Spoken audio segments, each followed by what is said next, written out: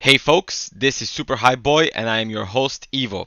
And today we're talking about Hollow Knight.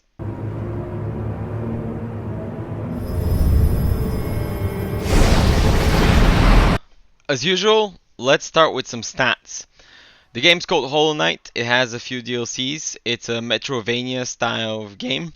Runs on pretty much everything nowadays. It's developed in Unity and it came out in the 24th of February 2017. It will take you around 25 hours to beat the game on normal and around 50 hours for completionist. And let's not get started on additional content released after, which will give you around 20-ish hours or so. The game's about the story of a knight on a quest to uncover the secret of a long-abandoned insect kingdom of Hollow Nest, whose hunting depths draw in the adventurous and brave with promises of treasures and answers to ancient mysteries. Or in general, it's Dark Souls 2D and it makes you cry a lot. Secondly, let's get into reviews. General reviews are good. This is an understatement because if you have not played this game yet, you have missed a lot. Game is good, like really, really good. To the point where you can question the resolve of AAA studios to even give a damn about what they're doing when an indie studio does a masterpiece like this after a freaking Kickstarter campaign, right? If you look into the stats of the game in general, how it performed, you'll see that it probably did best on the Nintendo Switch, on which I also play the game at the moment.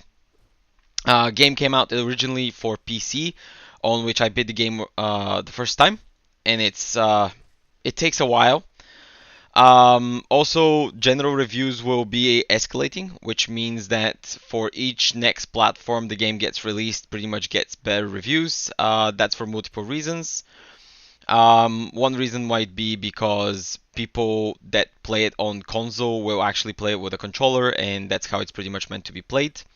Other reasons is that there's less reviews done on the game itself, so obviously you get mostly the praising reviews. And there's another thing which obviously when you are reviewing something for a console, you need to compare it with obviously the competition on the same console rather than comparing it with everything that is available.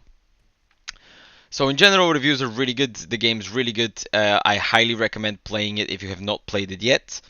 It's gonna be a pretty sick adventure and it will take you a while to beat. Okay, so my personal review. Do I like it? Yeah, I freaking do. Game is really good.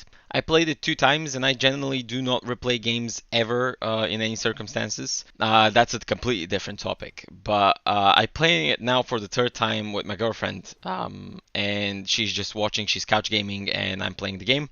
She's very much enjoying it, and I'm already experienced, and I'm still dying like hell. The controls are questionable on the Switch. This is where I want to start. So my biggest gripe with the game would be that when I started playing it initially on PC, the game was working pretty good. I used a 360 controller, wired, and I had zero problems with it. Eventually, I played it on the PlayStation 4, where I noticed some hiccups, but in general, it was performing pretty good. There was no problems with it. And then time passed. It came out on the Switch. At the time, I didn't have anything else to play on the Switch, and I was also traveling, which is pretty much my console of choice when I'm traveling. And I decided, you know what? I would just go for Hollow Knight. I know it's a good game. I'm gonna enjoy it. There's DLCs that I've not played. Might as well get into it and see how the game has changed and if I have improved in any way by playing it twice. I got it for the Switch. I started playing on the Switch and I immediately noticed that certain types of actions, like imagine jumping and hitting something that's beneath the knight, were harder. I didn't know exactly why, but I contributed to me being a bad player. Eventually, I progressed through the game a lot, and I still noticed that these issues were reoccurring, which was not very nice at all. So at this point, I decided to get a Pro Controller. I got a Pro Controller, I started playing with the Pro Controller, and I felt like it was slightly better, so I decided, oh, it's probably because the Nintendo Switch controllers have less motion, and maybe that's what's putting me off, because I'm used to the 360 controller. But then I kept on dying a lot by making stupid mistakes of not stopping when I'm supposed to stop, not jumping when I'm supposed to jump, and things like this. And at that point, I was like, you know what? I need to try it. I need to turn that game on my PC, try again, see what's wrong if there's the same problem on PC, because I don't remember experiencing this on PC. I played a bit and I noticed I don't have any of those problems. I was performing okay. I was still dying, obviously, because I'm not that good, but I was performing well. So at that point, I decided to go back to the Switch, try to time things, and I noticed that there's like a noticeable delay, and also there's a problem with certain types of actions. So, for example, running in a direction, jumping, and dashing, which will activate three buttons of your controller. Sometimes one of those will not register, which I thought was a pretty bad thing on a game that highly depends on your accuracy and timing. Following that, game is no way unplayable. Game, it runs really well on Switch. I would still recommend it for the Switch because it's a great game to just leave on the Switch and just jump back in, binge for a few hours maybe, then stop, come back to it after a while and just keep going. There's so much to explore. Hollow Nest is massive, and you will obviously follow the Metroidvania style of gaming, which means you do not have access to everything at all times, which means that you will go through a certain area, then you realize you cannot progress. You'll go to a different area and then you'll uncover some skill or ability, or something will buff your general skills and abilities or mechanics, and you will at that point be able to progress in the previous location. Very similar concept with bosses. Here obviously the thing is certain bosses will be really hard. Pretty much there are no bosses that you can defeat from the get-go, but certain bosses will become much easier when you obviously have certain types of skills. Saying that, the skills in the game are very generic. You'll get your dashes, you'll get your bigger swipes, your shooting abilities, your chargings. If you've ever played a Metroidvania style game, you know exactly what to expect in the sense of skill sets.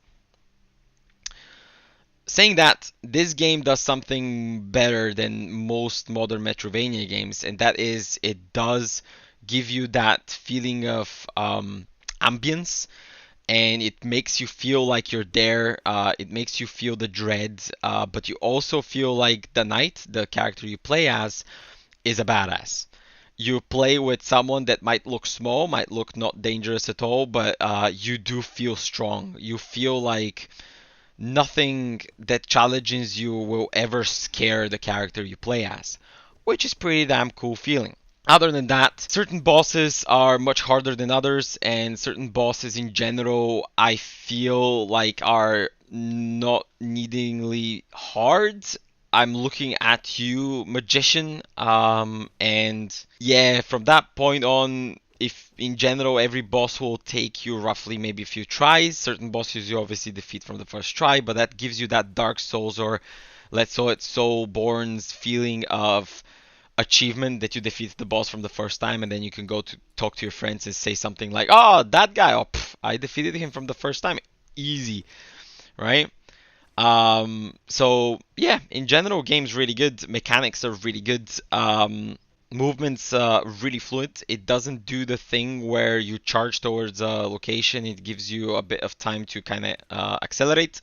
And then when you stop, it doesn't do the ice skates effect where you kind of decelerate a bit, you know, the Super Mario way of stopping. So, yeah, if you've not played this game, you should.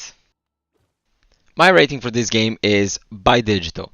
Reason being is that it's probably not worth seeking a collector's edition due to the content of the collector's edition being nothing impressive. On top of that, this is a game that really excels at being able to run it when you need it and stop it when you want to stop it. So it runs really well on something like the Nintendo Switch. Saying that, on the Nintendo Switch, pretty much any game there is worth having digital because you don't want to keep on swapping the actual cartridges. So this was my opinion on Hollow Knight, and what's yours? Please do comment below, and you will see me next Sunday. See ya!